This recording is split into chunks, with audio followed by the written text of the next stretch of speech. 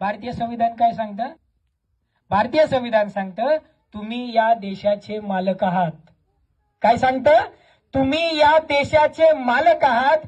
मग मला सांगा, आपला देश चालवणारी माणसं आपण का तपासत नाही?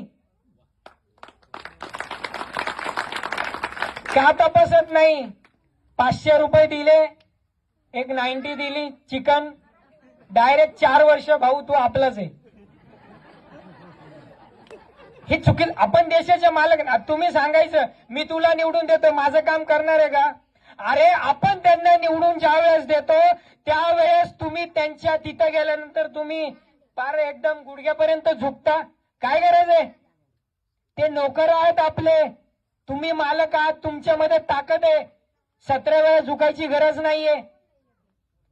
एखादा व्यक्ती निवडणुकीला आमदार झाल्यानंतर त्याची बायको, त्याची सून, त्याचा मुलगा, त्याचा पुतण्या, त्याचा अमका ढमका फलाना बिस्ताना, तुम्हाला माणूस म्हणून किंमत आहे की नाही? तुम्हाला मतदार म्हणून किंमत आहे की नाही? किती लाचारी करणार आहात? किती स्वतःला विकले जाणार आहात? किती दादा म्हणणार आहात, अण्णा म्हणणार आहात, भाऊ म्हणणार आहात? त्यांच्या मुलांच्या सेवा करणार आहात.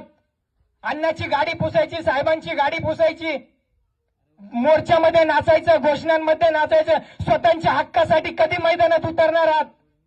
स्वतःच्या न्यायासाठी कधी मैदानात उतरणार आहात? तुम्ही तुमच्या नेत्यांना प्रश्न विचारले का की आमचे हे दुःख आहे? एवढ्या वर्षामध्ये या गावाचं दुखणं मांडलं का आपल्या नेत्याकडे?